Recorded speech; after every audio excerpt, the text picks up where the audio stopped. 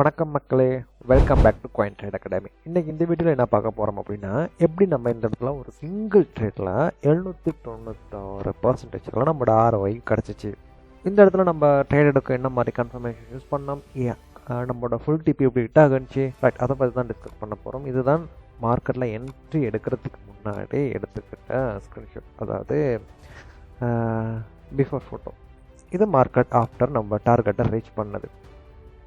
இப்போ நம்ம இந்த ஃபோட்டோ டிலீட் பண்ணி விட்டுருவோம், இது ரிமூவ் பண்ணி விட்டுருவோம். இப்போ நம்ம மார்க்கெட்டை அனலைஸ் பண்ண போகிறோம். இந்த இடத்துல நம்ம ஏன் பை பண்ணணும் அப்படிங்கிறத ஃபஸ்ட்டு நம்ம செய்ய வேண்டியது, மார்க்கெட்டை ஹையர் டைம் ஃப்ரேமில் அனலைஸ் பண்ண வேண்டியது. மார்க்கெட் இப்போ எந்த லெவலில் இருக்குது, எப்படி மார்க்கெட் ரியாக்ட் பண்ணுது அப்படின்ட்டு. பட் இப்போ நான் 1 hour சார்ட் யூஸ் பண்ணியிருக்கேன். இப்போ பார்த்தீங்கன்னா மார்க்கெட் இது ரெசிஸ்டண்ட்டாக இருக்கும், நமக்கு இந்த லெவல் நமக்கு சப்போர்ட்டாக இருக்குது மார்க்கெட்டுக்குள்ளே. இப்போ மார்க்கெட்டோட மொமெண்டம் எப்படி இருக்குது அப்படின்னா, மார்க்கெட் இந்த சப்போர்ட்டில் இருந்து இப்போ மேலே பவுன்ஸ் ஆகிட்டு போகிறத நம்ம பார்க்கலாம். இப்போ மார்க்கெட் நெக்ஸ்ட் எந்த ஏரியா வரைக்கும் போகும், இந்த ரெசிஸ்டன்ட் வரைக்கும் போகும். இதுதான் நம்மளோட ஃபர்ஸ்ட் வியூ. இப்போ மார்க்கெட் இங்கேருந்து இங்கே போகணும், இதுதான் கான்செப்ட். ஏன்னா மார்க்கெட்டுங்கிறது இந்த சப்போர்ட் அண்ட் ரெசிஸ்டன்ட்டுக்குள்ளே தான் மூவ் ஆக போகுது. இப்போ நான் என்ன செய்கிறேன், 15 மினிட்க்கு சார்ட்டை ஸ்விட்ச் பண்ணிக்கிறேன். 15 மினிட்ஸ்க்கு ஸ்விட்ச் பண்ண பிறகு மார்க்கெட் எனக்கு ஆல்ரெடி இந்த இடத்துல ஒரு ட்ரெண்ட் லைனை பிரேக் அவுட் பண்ணிவிட்டு மார்க்கெட் அப் ட்ரெண்டுக்கு ஷிஃப்ட் ஆகிருச்சு.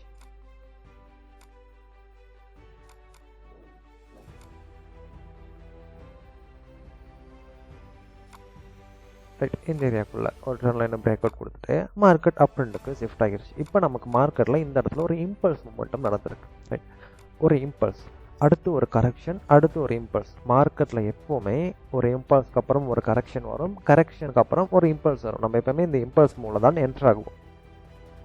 அப்படி இல்லைனா இந்த ரேலி பேஸ் ரேலின்னு சொல்லுவாங்க, சரியா? ஒரு ரேலி ஒரு பேஸ். இப்போ நமக்கு மார்க்கெட்டில் கன்ஃபர்மேஷன் எடுக்கக்கூடிய இடம் என்ன அப்படின்னா, இந்த பேஸ் தான்.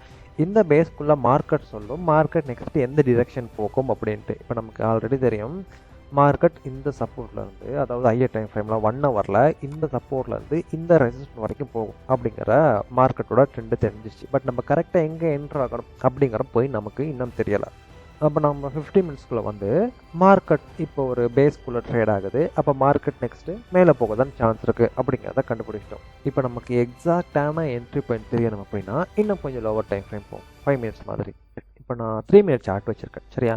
3 மினிட் சார்ட்டை யூஸ் பண்ணும்போது நமக்கு மார்க்கெட் ப்ரீவியஸாக இருக்க ஐயெல்லாம் பிரேக் பண்ணிட்டு மார்க்கெட் ஐஆர்ஐ ஃபார்ம் பண்ணுது. ரைட், இப்படி ஐஆர்ஐ ஃபார்ம் பண்ணும்போது நமக்கு இந்த ஐங்கிறது வீக்காக இருக்கும். அப்போ மேஜர் நமக்கு இருக்க சான்ஸ் என்ன, இந்த ஐயை பிரேக் அவுட் பண்ணிட்டு மார்க்கெட் மேலே போக தான் சான்ஸ் இருக்குது. இந்த லோவை பிரேக் பண்ணுங்கிறது மார்க்கெட் சான்ஸுங்கிறது கம்மி. ஏன், மார்க்கெட்டோட ட்ரெண்டு நமக்கு என்ன ட்ரெண்டு, அப் ட்ரெண்ட். இப்போ நமக்கு தெளிவாக தெரிஞ்சிருச்சு, 1 ஹவராக இருக்கட்டும், 50 மினிட்ஸாக இருக்கட்டும், 5 மினிட்ஸாக இருக்கட்டும், 3 மினிட்ஸாக இருக்கட்டும், மார்க்கெட்டோட ட்ரெண்டு அப் ட்ரெண்ட். இப்போ எல்லா டைம் ஃப்ரேம்லையும் மார்க்கெட்டோட ட்ரெண்டு அப் ட்ரெண்டாக இருக்கும்போது மார்க்கெட்டில் ஒரு நல்ல பையிங் ப்ரெஷர் இருக்கும்.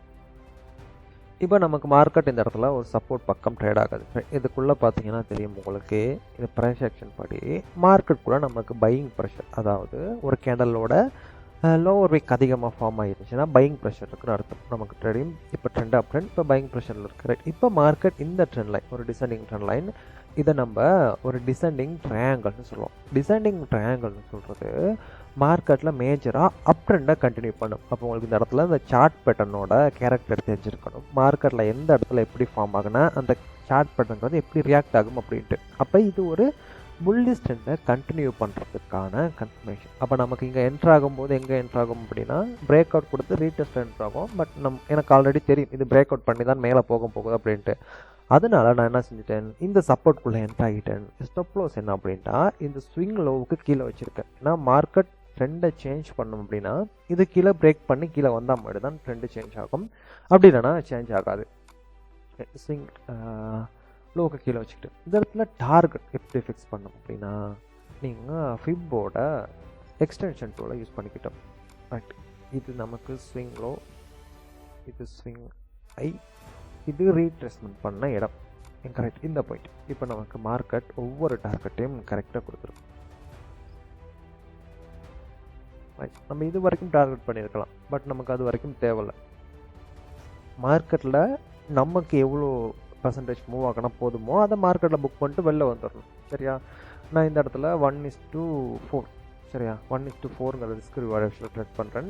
இது நமக்கு இனஃப். இதுக்கு மேலே வந்தாலும் நமக்கு தேவைப்படாது. நம்மளோட செட்டப்புக்கு டார்கெட் இவ்வளோ தான். அப்போ இந்த இடத்துல நம்ம டார்கெட்டை புக் பண்ணிட்டு மார்க்கெட்டில் விட்டு வெளில வந்துடணும்.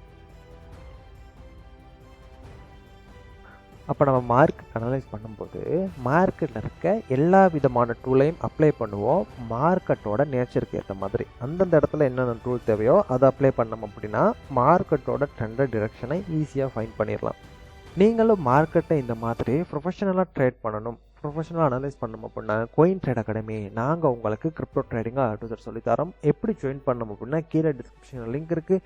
அப்படி இல்லைனா ஸ்க்ரீனில் தெரிகிற கான்டாக்ட் நம்பரை கான்டாக்ட் பண்ணி உங்கள் சீட்ஸை புக் பண்ணிக்கோங்க.